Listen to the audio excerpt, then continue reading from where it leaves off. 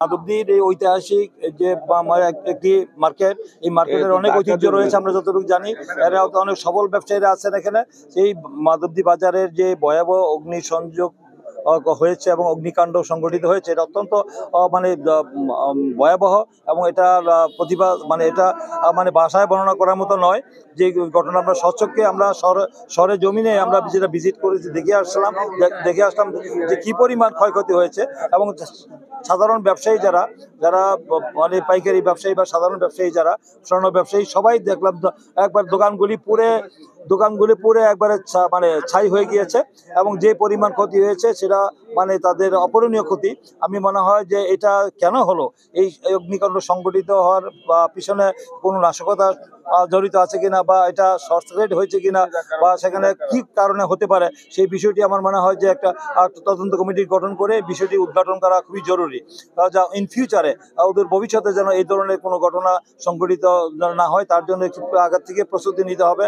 এবং fire service কেন এই এত কাছে থাকা সত্ত্বেও 5 মিনিটের পথ সেখানে এতগুলি দোকান, প্রায় 65টি দোকানের মতো পুড়ে ছাই হয়েছে।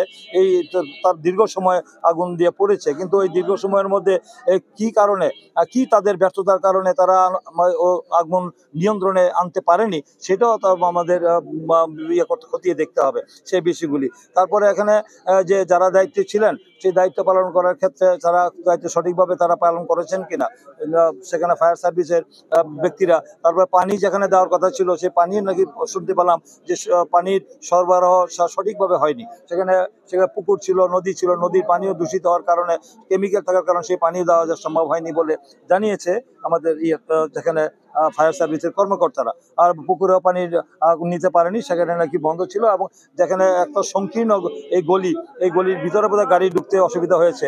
এই বিষয়গুলো দেখতে হবে এবং খতিয়ে দেখতে হবে এবং এটা তদন্ত কমিটি করতে হবে।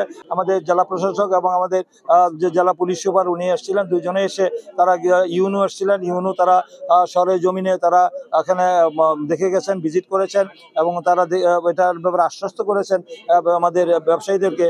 তারা তাদের পক্ষ থেকে তারা একটা ব্যবস্থা গ্রহণ করবেন। কিন্তু আমরা দলীয়ভাবে আমাদের দলের যারা রয়েছি, আমরাও আমাদের এই বণিক সমিতি এবং আমাদের চেম্বার অফ কমার্সের নেতৃবৃন্দ যারা রয়েছেন, ডাইরেক্টর যারা রয়েছেন, সবার সাথে ব্যবসায়ীদের সাথে কথা বলে এই যে অপূরণীয় ক্ষতি হয়েছে, এই ক্ষতিটা কিভাবে পুষিয়ে দেওয়া যায় যতটুকু সম্ভব।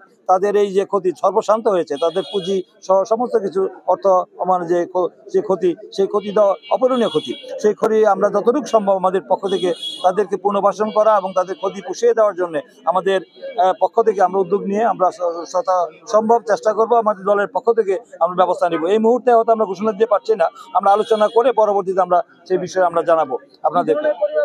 ভোর রাত্রে ঘটনা ঘটেছে যেটা শুনেছি, মানে এখনো আমি দেখলাম যে এখনো কিন্তু অগ্নি কাণ্ড যে ঘটেছে সেটার কিন্তু এখনো তার হ্রাস হয়ে গিয়েছে এবং ধোঁয়া বেরোতে দেখেছি আমি। তার মানে এখনো ক্ষয়ক্ষতির পরিমাণ এখনো তো নিরূপণ করা সম্ভব হয়নি। সেটা আমাদের মনে হয় তদন্ত কমিটি করে জানা যাবে যে কি পরিমাণ, কত কোটি টাকার ক্ষতি হয়েছে। বা আমার যতটুকু মনে হচ্ছে দেখে যে অনেক বড় অঙ্কের ক্ষতি হয়েছে। সেটা একজাক্ট ফিগারটা হয়তো বলা যাবে না, অঙ্কটা বলা যাবে না, হয়তো পরবর্তীতে সেটা একটু তদন্ত করে জানা যাবে। যে পাইকারি ব্যবসায়ী যারা ছিল, একজন বললেন তার দোকানে 50 লক্ষ টাকার মাল ছিল, আরেকজন বললেন এক দোকানে 10 লাখ টাকার শুধু সিগারেটই ছিল। তার পাইকারি ব্যবসায়ী যারা ছিল